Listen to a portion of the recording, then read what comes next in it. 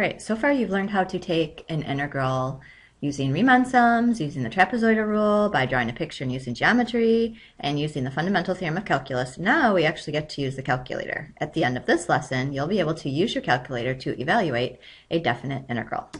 All right, first thing I'm going to do is just show you how to type it in to your calculator. Depending on What's up, Lindy? Thank you.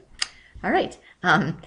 When you're typing it in your calculator, the first thing that you're going to do is actually go to the Y1, and no matter what version of the calculator you have, that's where you're going to go. So you'll go ahead and you'll put your function in there. So go ahead and type your function in.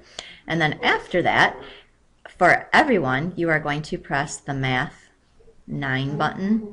And that, I believe, if you do that, it either says FNint or it might say integral. It says one of the two, but I do believe it's Math 9 for both versions of the calculator. And then from there, if you have the older version, what's going to appear on your screen, it's going to say FNint, and then it's going to start a parenthesis. So for you, what you guys are going to do is you're going to do FNint, and you'll have the parenthesis, and then you're going to put Y1, and remember how to get to Y1. It's the vars, and then you know how to get there from there, just how we've been usually doing it. And then we're going to put comma. We would like the integral with respect to x, so no matter what, you're going to put an x, and then comma, we need to actually give the two endpoints of the integral. This will be the start, and this will be the stop. This will always be the lower value, and this will always be the upper value. And then you close your parentheses, and it will evaluate the integral for you.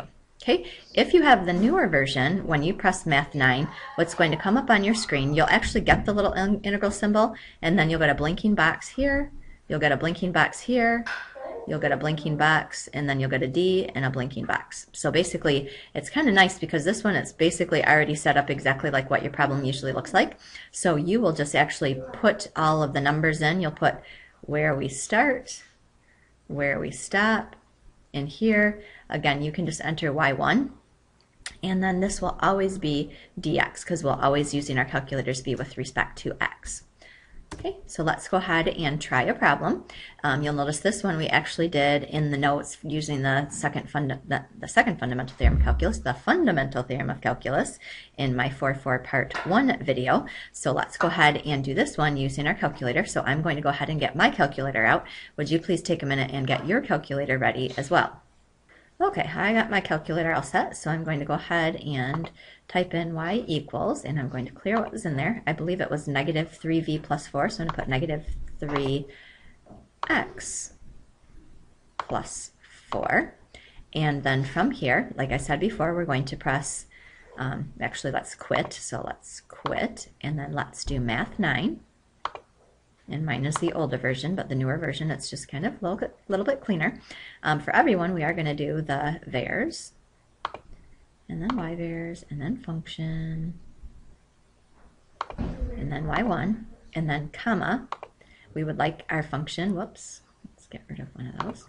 We'd like our function with respect to x, and then comma. I would like it to start at 2, and we're going to put a comma, and I'd like it to end at 5, put a parenthesis, and then press enter, and you'll notice my answer was negative, doesn't like that, let's go back to my PowerPoint here, my answer will be negative 19.5. So no matter which way you worked it, you should end up with an answer of negative 19.5, and that's how you type an integral into your calculator.